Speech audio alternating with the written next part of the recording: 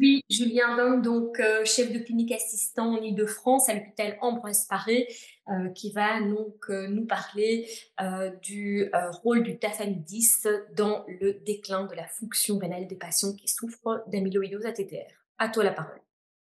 Hamza, pour enlever. Présentation. Ouais, c'est ça, Hamza, Hamza, faut retirer, faut Hamza, retirer. Le partage d'écran, faut te retirer. Il est c'est parti. ça. Non, il est là, c'est bon. Hamza, ouais.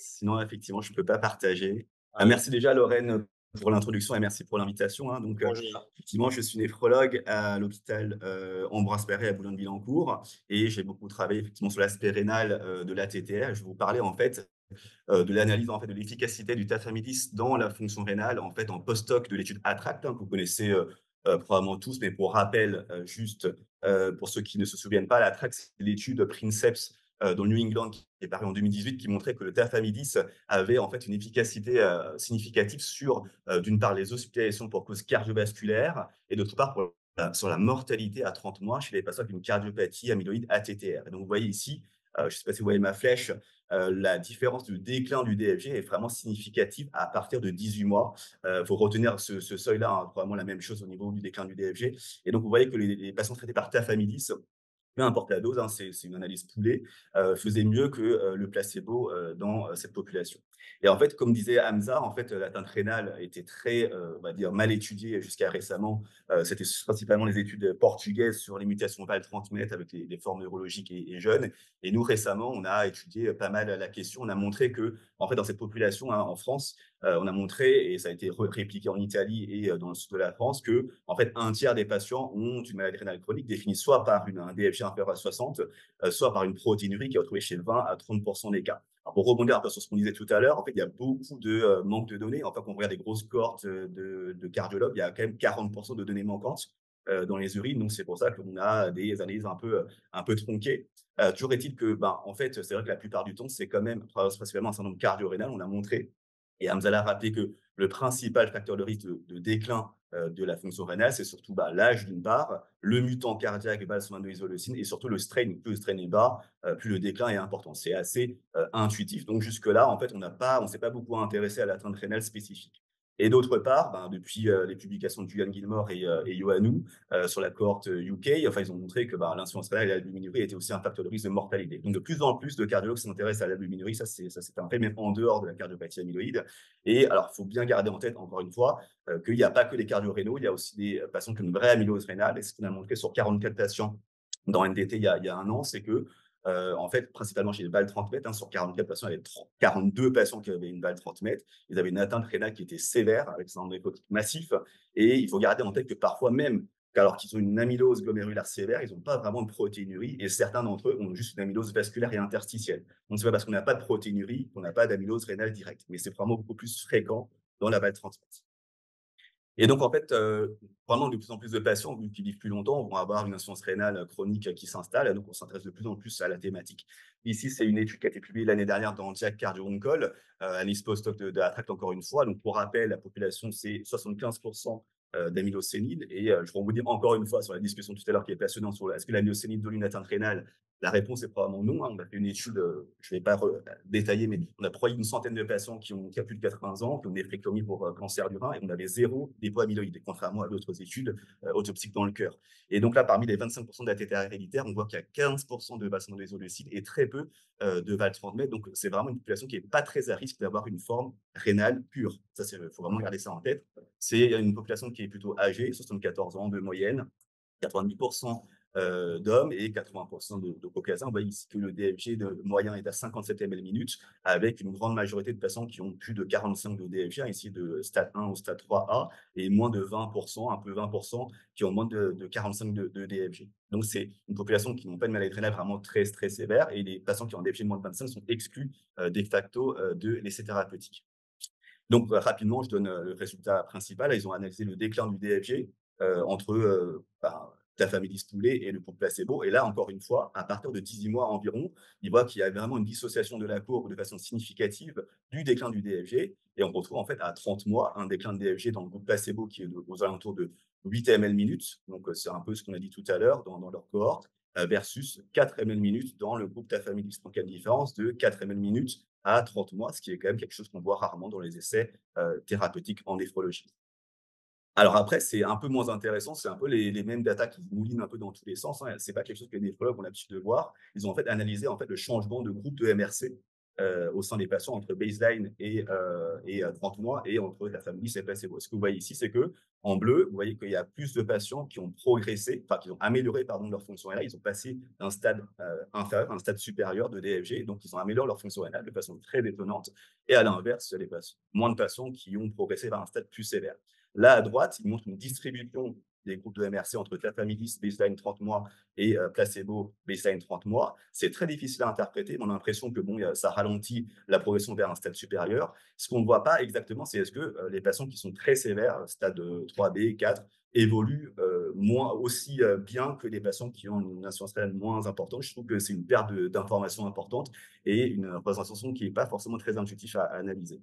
Et enfin, pour finir, ils ont fait aussi une analyse de survie, un Kaplan qui intègre un critère composite qui inclut la mortalité de toute cause. Alors, je ne sais pas pourquoi ils ont fait ça, parce qu'ils ont déjà montré que c'était significatif sur l'essai principal. Et ils ont aussi rajouté dans le critère composite des critères rénaux, c'est-à-dire la greffe, la dialyse, qui sont bien sûr exceptionnels, et aussi le déclin de 30% du DFG par rapport à la baseline, ce qui est déjà un peu plus classique. Et ils ont montré que, bah, encore une fois, le déclin, enfin le critère composite était atteint en fait dans 44% des cas dans le placebo et 35% des cas dans le tafamidis. Donc il y a encore une amélioration à partir de 18 mois, avec un hazard ratio qui se ressemble beaucoup à l'hazard ratio de la mortalité toute cause, qui drive la différence. Il y a aussi quand même une différence significative qui est drivée par le déclin du DFG. Donc tout ça pour dire que le déclin du DFG, effectivement, est ralenti par le tafamidis dès 18 mois et maintenu à 3 mois, ce qui est quand même plutôt rassurant et satisfaisant. C'est un essai qui est encore une fois randomisé en double aveugle, donc c'est vraiment une méthode statistique qui est puissante. Par contre, il y a quand même pas mal de limites. Encore une fois, il y a beaucoup de données manquantes, hein, dans le chiffre d'affaires. Il y a plus de 100 patients qui ont stoppé l'étude pour diverses raisons, hein, effets secondaires, juste parce qu'ils veulent se retirer, ou des patients qui sont greffés du cœur ou qui ont eu un heartmate, par exemple, et beaucoup de gens qui sont décédés entre-temps. Encore une fois, c'est une population très cardiopathe, avec 3 quarts d'amylose sénile, 15% de mutants cardiaques. Donc, on peut penser que le tafamidis améliore surtout le syndrome cardio-rénal. C'est une supposition, ou le risque d'infarctus rénal, ce qu'on avait montré par le passé à Mondor aussi. Il n'y a pas de données sur la protéinurie, pas du tout, dans le supplémental. Donc, quid des potentielles néphropathies ATTR, on ne saura pas. Et on n'a pas non plus ajusté en fait le déclin sur la fonction cardiaque de façon prospective, hein, évolutive, et les traitements néphroprotecteurs, surtout les bloqueurs du SRA et les MRA, parce qu'à l'époque, les glyphosides n'étaient pas encore utilisés. Et enfin, on a une très faible représentation de patients qui sont très graves sur le plan rénal, donc il faut vraiment qu'on regarde un peu en vie réelle ce que ça donne sur ces patients-là. Et donc pour finir, je dirais que encore une fois, la MRC est très fréquente dans la TTR, surtout dans la TTR cardiaque, 30 à 50%. Un traitement spécifique, donc ici le tafamidis, ralentit clairement le déclin de la fonction rénale. On ne sait pas encore si ça marche chez ces patients qui sont graves, donc il y a probablement l'intérêt à l'introduire précocement, comme ça a été conclu dans la traque pour les patients cardiaques. Il y a un regain d'intérêt certain de la part des cardiologues pour la fonction rénale et l'albuminurie, mais même en dehors de l'amylose, hein, vous me confirmerez. Par contre, pas assez pour l'atteinte rénale spécifique, notamment les valves 30 mètres. Et donc là, ici, je spoil un peu les études à venir, hein, sur les données qu'on a en multicentrique sur toute la France. On a montré que les Gene Silencers, font aussi bien, je pense. Ça, c'est sur les données post-hoc de Apollo et probablement de Helios Bella qui vont arriver, que je regarde avec les gens d'Anilam. Et d'autre part, on a regardé aussi, on a sélectionné de façon multicentrique tous les patients qui ont un syndrome néphrotique ou prouvé, amylose rénale prouvée à la biopsie. On a regardé en fait le déclin de la fonction rénale et l'évolution de la protéinurie sous traitement spécifique. On a montré que les Gene Silencers faisaient mieux que le tafamidis et pouvaient servir de rescue thérapie. Donc vraiment, c'est quelque chose qui est encore plus efficace à mon sens. Je vous remercie.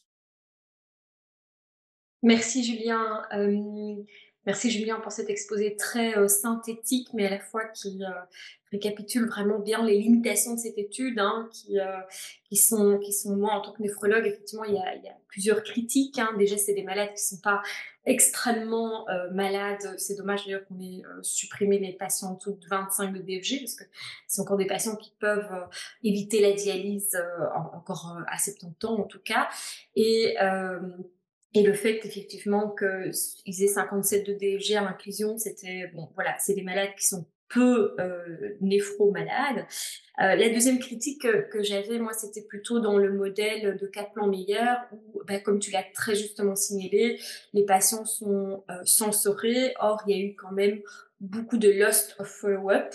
Donc, ça veut dire que si tu ne prends pas en compte les éléments compétitifs, bah, on peut surestimer ou sous-estimer la survenue d'un événement dans le groupe qui reste. Et puis, bah, la troisième critique, tu l'as aussi signalé, c'est l'absence d'études vraiment plus, on va dire, plus granulaires des traitements néphroprotecteurs comme la glyphosine, les MRA, qui peuvent à eux-mêmes expliquer aussi une différence de déclin de DFG à hauteur de 3-4 millilitres minutes, comme ça a été montré. Voilà, c'était un peu pour les principales critiques, mais bon, ça souligne cette étude qu'il est grand temps d'étudier ça en prospectif avec, comme tu l'as dit, l'albuminurie, tous les traitements néphroprotecteurs et de manière beaucoup plus granulaire au cours du temps. Voilà, je ne sais pas s'il y a des questions dans le chat. Il y a pas Euh, de questions dans le chat. On a peut-être une dernière minute pour une petite question. Julien, bravo, c'était vraiment chouette et très clair. On ressent vraiment que le destin du rein et du cœur sont étroitement liés chez ces patients et ça nous pousse vraiment à bosser ensemble néphro-cardio. Vous l'avez mentionné, les glyphosines, on ne peut que penser à cette molécule quand même sur ce destin lié, cardio-néphro.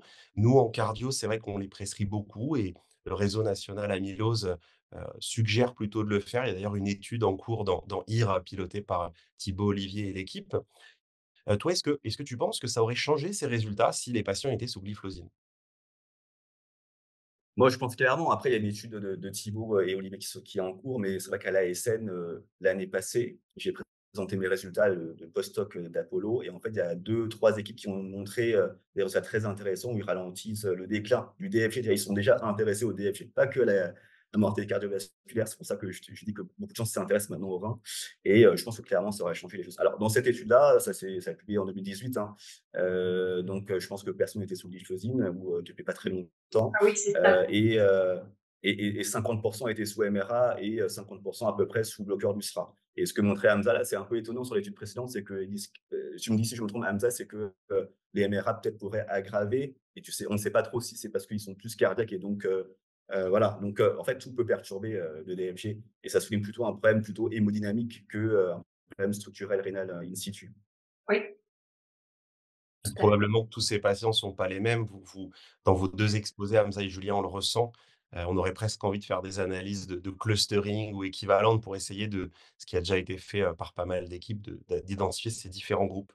Mais écoutez, on est pile à l'heure. Merci encore, Juste Hamza. dernière chose, Oui? si je peux avoir la parole, un message du néphrologue à nos amis cardiologues, parce que je pense qu'ils sont nombreux connectés. On voit très bien quand même dans cette pathologie toute l'importance de dépister et de suivre la fonction rénale des patients, hein. C'est pas forcément des patients qu'on va adresser au néphrologue parce qu'effectivement, à plus de 60, mais une mesure du DFG, une mesure du rapport protéinurie sur créate urinaire, sur un échantillon, 3-4 fois par an, c'est quand même intéressant chez ces patients qui ont le cœur parfois très malade.